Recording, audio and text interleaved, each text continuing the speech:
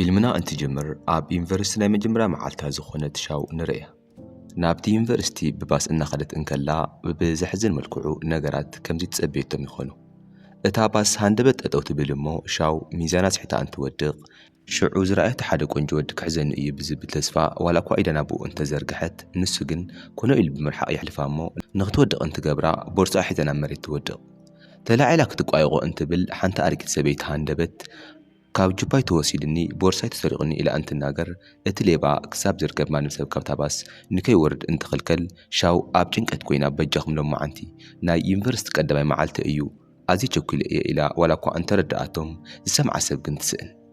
شعود ما أتي أبتغاز نبرا من سي أصابعتنا بقى أنها تقوم اتليبا من كم زغن يفلته نساء يا إلو انت الناجر نساق عب سنباد أنا أيقون كن إلى أبو نزلو سبات كلهم تناجر اتقل عون أبتباس وش تزلو سبات بزقباء مسرعي كسار دفيو قبيع زقبر سب انترئي اتتخكلن ياليبا نسو كم زخونة ترديو اتليبا زئيدو انت قارزو نسو تخكلن ياليبا سلا زخونة سنبيدو كابتاباس وريدو اقري أوسن إلو ولا كو أنت هادم شاوغن بزقرم ناي سبورت هالاد ما تهادم مو اقرو تحلاليفو انت ودق أبتقو قريبا تحزت فتن اتليبا كعا كتحاز انت غيركني نابت بحر كزلل يإلو فراري حوا جن كأسيلو نعا دفيو نابتك على آتيو نمهدام ولا كو أنت فتنة جن اتوك وانجو منسي مستون بوليسات أبقد ميتا طويب لمو يديهب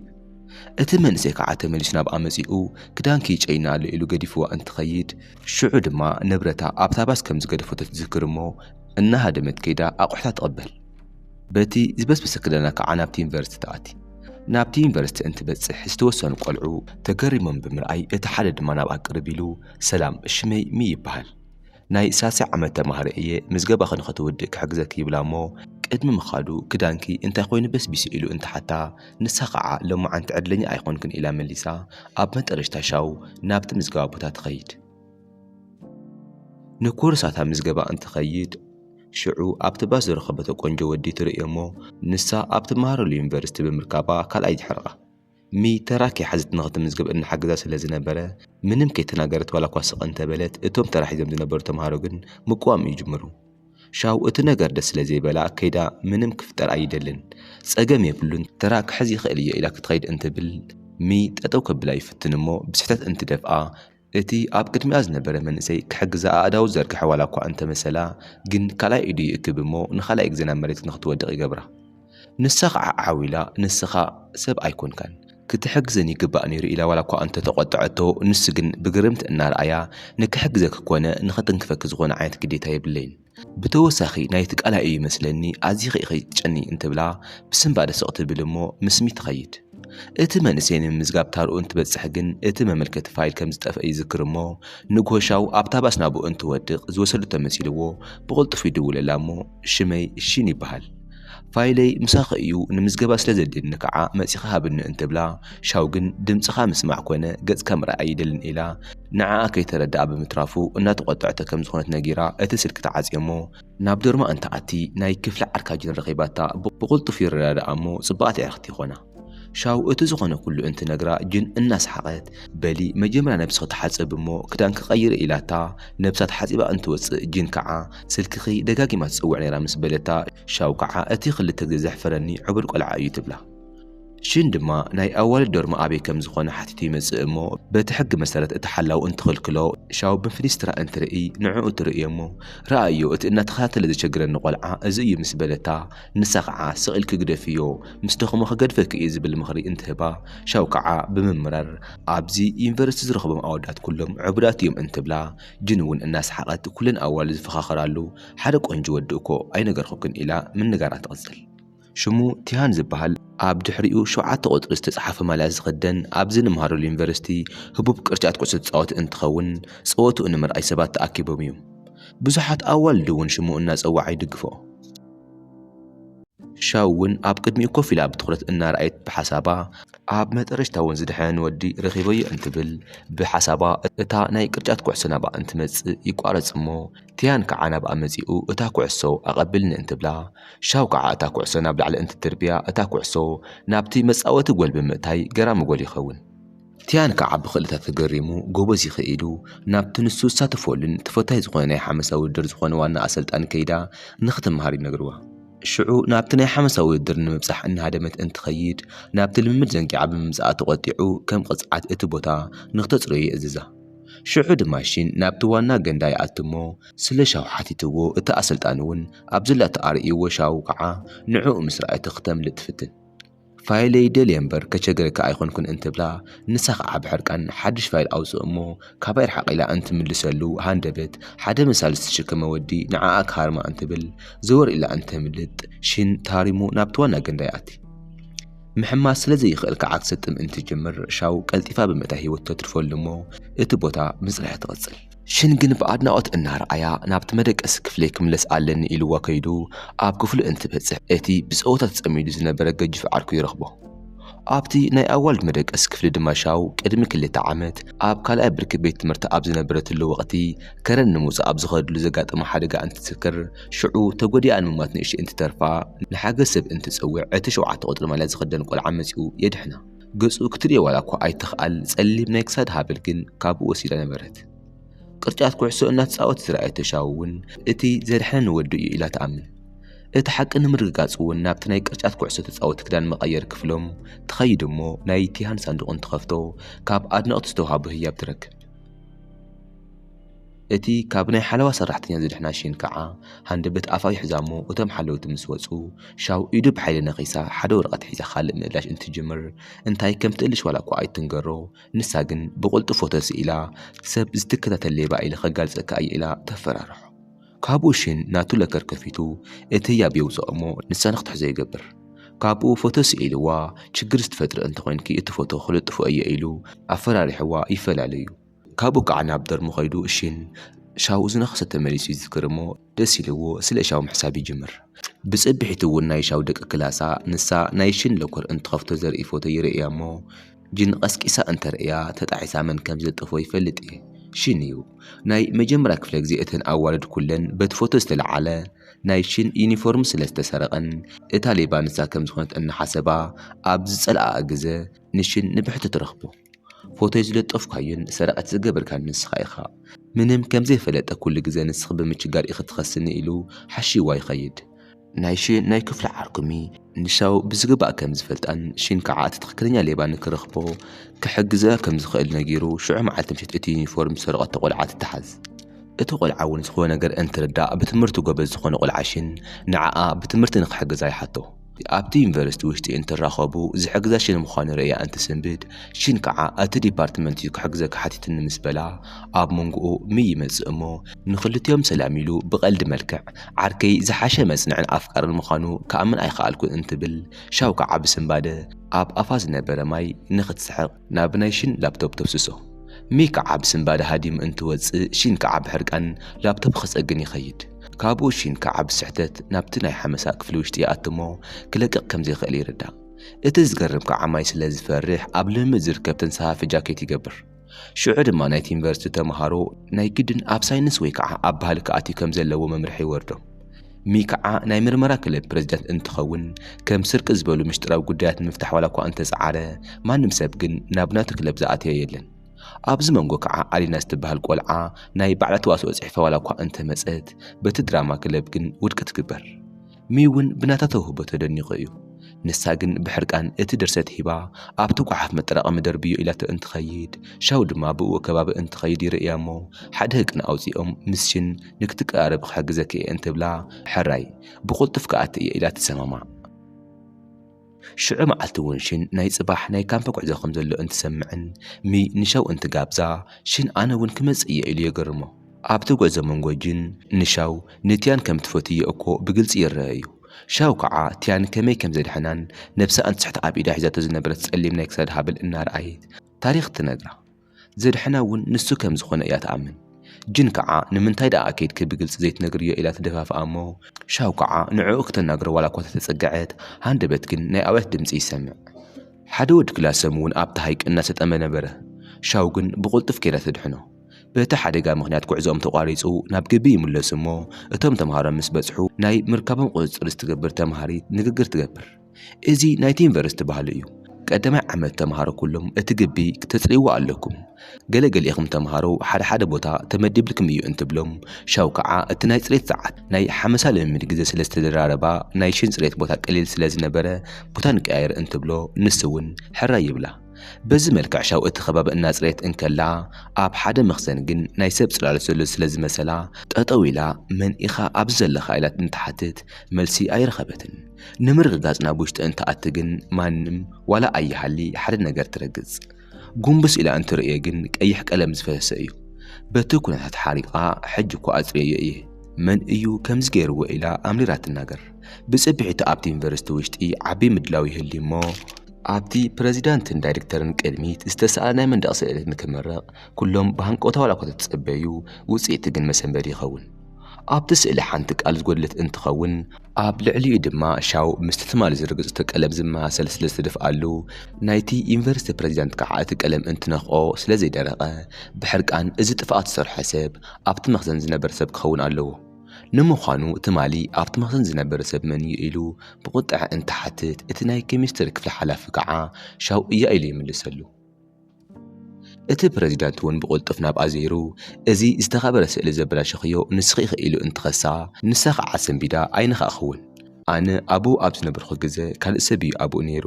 እቲ ቀለም ዘብሰሰ እውን እቲ ሰብ እዩ ዝኸውን ኢላ ዋላ እኳ ተተኸራኸረት ናይቲ ክፍሊ ሓላፊ ግን ኣብ ናይ ሻው ጫማ ዘሎ ቀይሕ ቀለም ርእዩ ኣብ ጫማኽ ዘሎ ደኣ እንታይ እዩ እዚ ናብ ጥርጣረ ንኽኣቱ እዩ ዝገብረና እንትብላ ንሳ እውን ብስምባደ እናንቀጥቀጠት ናብ ያዕረታ ከይዳ በጃኹም ኢደይ ኣብዚ የለን ኣጻሪኻ እቲ ሓቂ ኣውፃእዮ ኢላ ንሚት ልምኖ ሽን እቲ ዝተፈጥረ እንትሰምዕ ምስ ሻው ናብቲ ፕሬዚዳንት ይኸይድ እሞ ንሳ ነጽህቲ እያ ሽዑሕ መዓልቲ እቲ መኽዘን ከጽልዮ ዝነበርኩ ኣነ እየ እሞ ንሳ ልምምድ ስለ ዝነበራ ቦታ ተለዋዊጥና ኢና ኢሉ ንምክልኻል ዋላ እኳ እንተፈተነ እቲ ፕሬዚዳንት ስለ ዘይኣመኖ መጀመርያ ናብ ኣዲኣ ደው ኢልና ናብዚ ንኽትመጽእ ጌርና ኢና ይብሎ ናይ ሻው ኣደውን መጺኣ ዝተኸሰተሉ ገበን ሰሚዓ ኣዝያ ብምሕራቕ ናብዚ ዝመጽኣኽ ክትመሃር ዲኺ ወይስ ችግር ክትፈጥሪ ኢኺ እንትብላ ሻው ከዓ ኣደየ እመንኒ ኣነ ጥፋኣተኛ ኣይኮንኩን እቲ ሓቂ ከረጋግጾ እየ ካብኡ ኣዲኣ ዋላ እኳ እንተሓረቐት ንከይ ችግራ ኢላ ግን ዝተወሰነ ገንዘብ ሂባ ንበዓል ክሓሊ ኢላታ ትኸይድ ኣብዚ መንጎ ወልሚ ናብ ሽን ደው ኢሉ ሻው ካብዚ ሕማቕ ሽም ነፃ ክነውፅእ ኣለና ሓቢርና ንሓግዛ ቲሃን ከዓ ናብቲ መኽዘን ተመሊሱ እቲ ቀለም ብጥንቃቐ ምምርማር እንትጅምር ቀልጢፉ ዝደረቕ ምዃኑ እንተስተውዕል እቲ ፕሬዚዳንት ግን እቲ ቀለም ምስ ነኽኦ ገና ኣይደረቐን ነይሩ እዚ ማለት ከዓ እቲ ናይ መንደቕ ስእሊ ዝተበላሸየ ነቲ ምድላው ንእሽቶ ሰዓት እንተርፍዎ ከም ዝኾነ ይርዳእ ነቲ ፕሬዚዳንት እውን ዝበፅሐሉ ሓሳብ ይረድኦ እዚ ከዓ ንናይ ሻው ንጽህና ጠንካራ መርትዖ ኮይኑ ጥፋኣተኛ ዘይምዃና የረጋግጽ ታን ከዓ እታ ጥፋኣተኛ ቆልዓ ሽሊ ዝተባህል ቆልዓ ከም ዝኾነትን ንዕኡ ስለ እትፈትዮ ንሻው ካብ ህይወትን ምውፃእ ኢላ ከም ዝገበረቶ ተረዲእዎ ከናግራ እንትኸይድ ንሳ እውን ከይከሓደት እወ ኣነ እየ ገይረዮ ኢላ እቲ ሓቂ ኣሚና ገዲፋቶ ትኸይድ ካብኡ ናብ ሻው ከይዱ ሽሊ እያ ኩሉ ነገር ኣበላሻቶ እንተኾነ ግን መሓታይ ስለ ዝኾነት ክጎዳ ኣይደልን እንትብላ ሽን ግን ገና ኣብ መጀመርያ ሽሊ ትኽክለኛ ጥፋተኛ ምዃናን ኮነ ኢላ ንሻው ንምጽማድ ፈቲና ከም ዝኾነት በፂሕሉ ስለ ዝነበረ ነታ ቆልዓ ረኺቡ ንስኺ ኣብቲ ስእሊ ሰረቕኽዮ ክፍሊ ኣብ ዝሓባእኽዮ ቦታ ሻው ንኽተጽርዮ ጌርክያ እንተኾነ ግን ሽዑ ሻው እናጽርኽ ሪኣትኪ ሰንቢዳ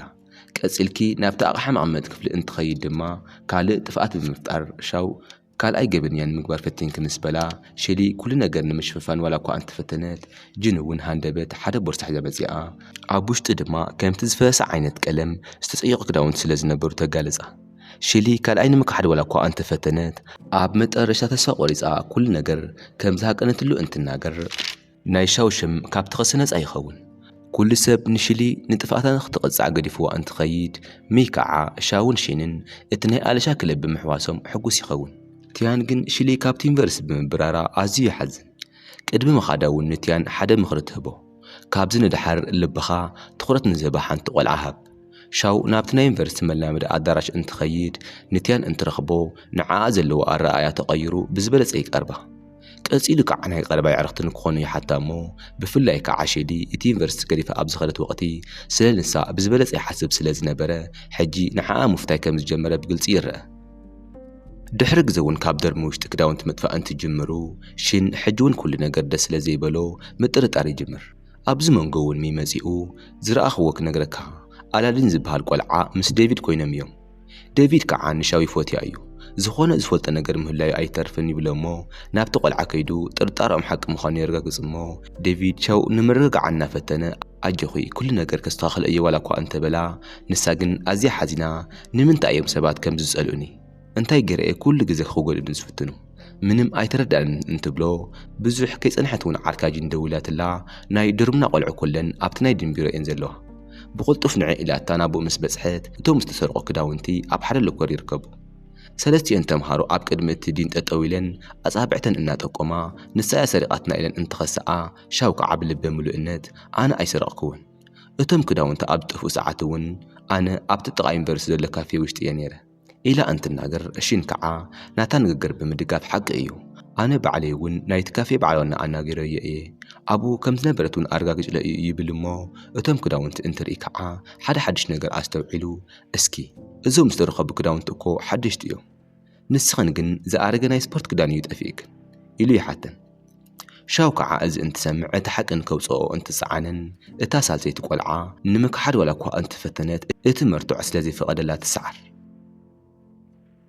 ኣብ መጠረሽታ ከዓ እወ ንሕና ኢና ጌርናዮ ስለ ንጸልኣን ካብ ድርምና ክትባር ስለ ንደሊ ክነፅምዳ ኢልና እዩ ብምባል እቲ ሓቂ ትናገር እቲ ዲን ከዓ ንሻው ነፃ ገይሩ ንሰለስቲአን ይቐፅዐን ካብኡ ሓቢሮም እንትወፁ ኣብ መንጎ ሻውን ሺንን ዘሎ ምቅርራብ እናወሰኸ ይመጽእ ሚ እውን ነታ ዝፎትያ ንምቕራብ እንትፍትን ንሳ ግን ሕጂ እውን ትርሕቆ ሻው ከዓ ምስ ደቂ ዶርማ ዘለዋ ቅርርብ ንምስትኽኻል ወሲና ምግቢ ገዚኣ መጺኣ ሓቢረን ብምብላዕ ሓድሽ ምዕራፍ ይጅምራ ኣብ መጠረሽታ እውን ሻው ናብትያን ከይዳ ቀደም ካብ ሞት ዘድሕንካ ንስኻ ዲኻ እንትብሎ ንሱ ከዓ ንኽልተ ዓመታት ዝኣክል ጉዕዞ ኣይወፃእኹን ሽዑ ዘድሕነክ ሰብ ድማ ኣነ ኣይኾንኩን ዋላ እኳ እቲ ዘድሕነክ ሰብ ኣነ ትትኸውን ኢለ ተተመነኹ ሕጂ ግን ይዕረኽቲ ኢና ኢሉ እንትሓታ እወ ኢና ዋላ እኳ እንተበለቶ እቲ ነገር ግን ግልፂ ኣይኮነለን ብኻልእ ገጽሽን ናብ ክፍለ ኣትዩ ለኮሩ እንትኸፍቶ 7 ቁጽሪ ዝተጻሕፉ ናይ ዩኒቨርሲቲ ቅርጫት ኩዕሶ መጻወቲ ማሊኡ ይረኽቦ እቲ ማልያ ደም ከም ዘለዎ እናርኣየ ደሪቑ ይተርፍ ሃንደበት ናይ ክፍሊ ዓርኩ ስቂሉ እንተኣቲ ሺን ሰንቢዱ እቲ ናይ ደም ምልክት ዘለዎ ማልያ ብቕልጡፍ ናብቲ ለኮር ይድርብዮ ሽዑ ድማ ጅን ሓደ ናይ ተዋስኦ መጽሓፍ ትጅምር ባዕላ ክተዳልዮ ትውስን ሚ ከዓ ምግቢ ሒዙ መጺኡ ክሕግዛ ኣብ ጎና እንትኸውን ንሳ ንብሕታ ክትኸውን ዋላ እኳ እንተደለየት ንስ ግን ምንም ኣይርብሸክን ስቂለ ኣብ ጥቓኻ ኮፍ ክብል እየ ኢሉ ድርቕ ይብል ጅን ንነዊሕ ሰዓታት እንትጽሕፍ ንስ ድማ ድቃስን ከይወስዶ ይቃለስ ኣብ መጠረሽታ ከዓ ኣብኡ ከሎ ድቃስ ይወስዶ እሞ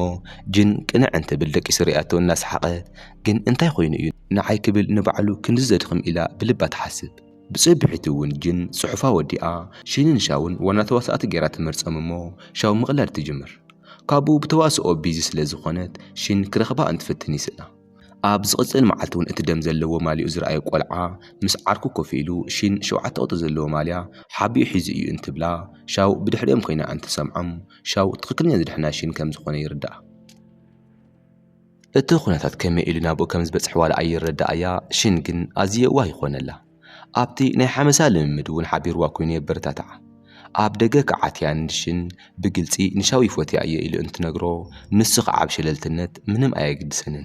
ግን ከይትጉዳእ ካብኣ ተትርሕቕ ይሕሸካ ኢሉ ይመኽሮ ብጽቢሒቱ ከዓትያን ምስ ሻው ቁርሲ ንምብላዕ ሓቂኑ እንትኸውን ሺን ግን ኣብ ማእኸል ኣትዩ ሓቢሮም ኮፍ ይብል እሞ ሰለስቲኦም ሓቢሮም እንትበልዑ ሻው ኣብ ሺንን ትያንን መንጎ ዘሎ ዝለዓለ ፍኽክር ዋላ እኳ እንተስተውዓለቶ ምኽንያቱ ግን ኣይተረዳእን ሽዑ ምሸት እውን ትያን ሻው ናይ ቅርጫት ኩዕሶ ክለብና ናብ ጉዕዞ ክኸይድ እዩ ሓቢርክና ንዕ ኢሉ እንትዕድማ ሺን ግን ኣብ ጥቕኦም ኮይኑ ኩሉ ነገር ይሰምዕ ከም ዝነበረ ኣይፈለጡን ኣብቲ ምድላው እውን ትያን ንሻው ዘለዎ ፍቕሪ ኣብ ቅድሚ ሰባት ክገልጽላ ዋላ እኳ እንተፈተነ ሺን ግን ዘቐለጠ ኣይስክሪም ሒዙ መጺኡ የበላሽ ትያን ሓሪቑ ተጸበ መልሳ ክሳብ ሰምዕ እንትብሎ ሻው ከዓ ብክልቲኦም ትደናገር ጅን ድማ ንዓ ኣጎቲታ ብምውሳድ ትገላግላ ካብኡ ንብሕቱ ረኺባ ንዓኻ ዝፎቴካ ከም ሓዛይ እምበር ከም ኣፍቃሪ ኣይኮንኩን ኢላቶ ትኸይድ ተደናጊራ ምስ ዓርካ እናተነጋገረት ጅን ትክክለኛ ዘድሕነክ ትያን ዘይኮነሲ ሽኒ ትብላ እሞ ባዕላ እውን ንምርግጋጽ ትውስን ኣብዚ መንጎ እውን ኣብቲ ቤት ትምህርቲ ናይ ባህሊ ውድድር ይካየድ ሺን ከዓ ንሻው ኢሉ ኣብቲ ውድድር ዋላ እኳ ተተሳተፈ ሻው ዘላትሉ ክለብ ውሽጢ ግን ናይ ቃጸሎ ሓደጋ ድምፂ ብምስምዑ ሺን እቲ ውድድር ኣቋሪጹ ከድሕና ይሃድም ምስ ረኸባ እውን ብጭንቀት ሓቂፉ ኣዝየ ፈሪሐ ነይረ ትያን ከዓ በቲ ውድድር ዋላ እኳ እንተሰዓረ ንሳ ምስ ሺን ኣብ ሆስፒታል ምዃና እንትሰምዕ ግን ዝብሎ ትርጉም ይስእል ሽዑ ከዓ ምስ ዓርካ ካልኣይ እንትነጋገር ንሽን ዘለዋ ስምዒት ዋላ እኳ እንተሓበእቶ ጅን ግን ንሽን ከም እትፈትዮ ትርዳእ። ኣብቲ ናይ ቤት ትምህርቲ ቲያትር እውን ሻውን ሽንን ኣብ ናይ ፍቕሪ ተዋስኦ ሓቢሮም ይሰርሑ።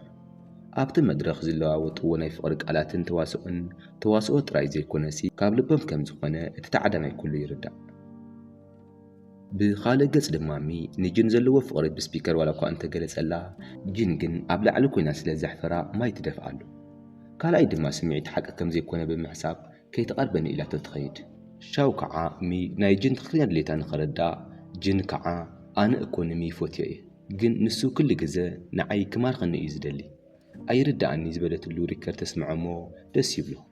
ኣብ መጠረሽታ እውን ቁፅሪ 7 ዘለዎ ደም ዝተለኸየ ናይ ቅርጫት ኩዕሶ ማልያ ምስ ሽን ርእየየ እየ ኢሉ ይነግራ እሞ ብፅቢሒት እውን ኣብኡ ኸይዳ ስለ እቲ ማልያ ተሓቶ። ንሱ እውን ብስልኩ ፎቶ እናርአያ እዚ ድዩ እንትብላ እወ ንስኻ ዲኻ ኣብቲ ፎቶ ዘለኻ እንትብሎ ኣይ ኣነ ኣይኮንኩን ኢሉ ይክሕዳ። ሻው ተደናጊራ ምርመራ ዋላ እኳ እንተገበረት ማልያ ዝጠፍኦ ተምሃራይ ከም ዝኾነ ትርዳእ። እቲ ዝበልዎ ቆልዓ ንምርኣይ እንትኸይድ ንሽን ኣብኡ ረኺባቶ ቲን ምስ ዝበሃል ሓዊ የላልያ። ሽን ከዓ ዘድሐንኹኪ ኣነ ዘይኮንኩሲ ሓወይትን እዩ ይብላ እሞ ቱን ተዘክሮ ስለ ዝሰኣነ ንሻው ዋላ ኣይዘክራ ሻው ግን ውዕለትን ንምምለስ ኣብ ካፌ ትሕግዞ። ሽን ከዓ ንኽልቲኦም ብሓባር እንትርእዮም ምቕናእ ዋላ እኳ እንተጀመረ ሓወትን ግን ሕጂ እኮ ከም ፍቑራት ኢና ኢሉ ዕብዳን የብዝሓሉ። ኣብዚ መንጎ ግን ሻው ናይ ፈተና ወረቐት ተሰሪቑ ተባሂሉ እንትኽሰስ ሽን ብሕቡእ እቲ ተንኮል ብምግላጽ ትኽክለኛ ሌባ ካልኦት ተምሃሪት ከም ዝኾነት የረጋግጽ። ብኻልእ ገጽ እውን ንሳ